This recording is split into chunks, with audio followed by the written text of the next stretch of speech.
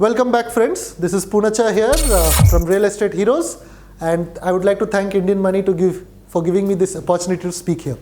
Now today I'll be quickly talking about investing in small properties. When I say small properties, it could be a studio apartment, it could be a one bedroom, or it could be a two bedroom apartment.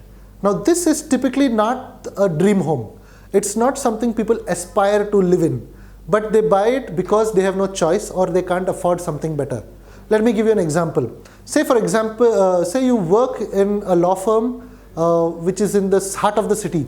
You don't want to travel 2 hours every day to reach your office. So you want something close by where you can either walk or quickly drive. So what would you look for? You look for a small studio apartment or a one bedroom apartment. If you are single, a studio apartment is like a hotel room. It has a hall, it has a bed, it has a toilet and a small kitchen. Now the kitchen is typically just a table or a platform where you can have a gas. Normally it's an electric one where it's almost like living in a hotel room. So why should you invest in something like this?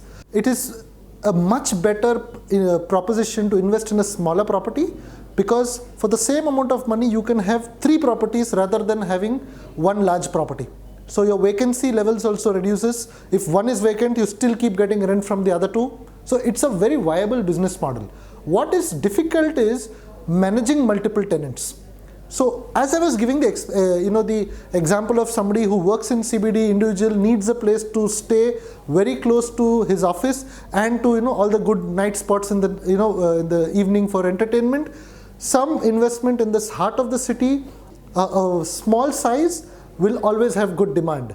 Rental yield also could be as high as 4% as opposed to a typical 3% for a residential.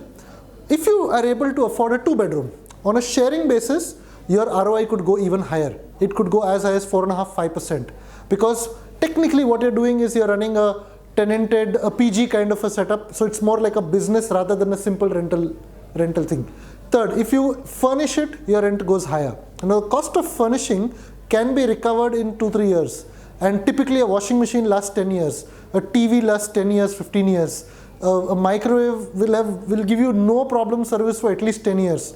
Invest in good brands which have good after sales service, have AMC put up so it gets automated. So that's one more way to increase your ROI. So investing in small properties in the city location is also a very good viable option, provided you have sufficient money to have your own home separately somewhere. So it wouldn't be the right thing to stay in a rented place and buy kind of rental property. So first priority should be getting a house for yourself, and second would be to leverage on these kind of options.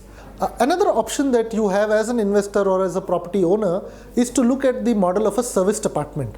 Now typically a hotel room could range anywhere between 3,000 to 10,000 rupees. Some of the better ones could be even higher.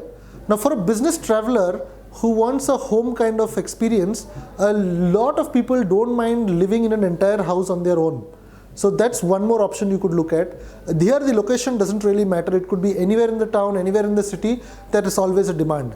There are a lot of ways to leverage on that. You could tie up with certain websites and rent out your space based on a certain profile of people you'd like to have. You could even rent out a portion of your house if you are open to that. Airbnb and Couchsurfing, these are all few websites which provide such opportunities, but it is a viable opportunity.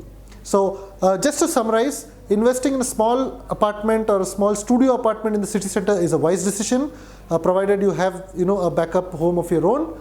And secondly, if you have a little larger house which you want to leverage by rental more than the regular getting a 11-month leave-in license or 11-month rental, you could look at options of a serviced apartment. Also, there are professional service apartments which take up 5 units or 10 units in an apartment, and they run it as a serviced apartment.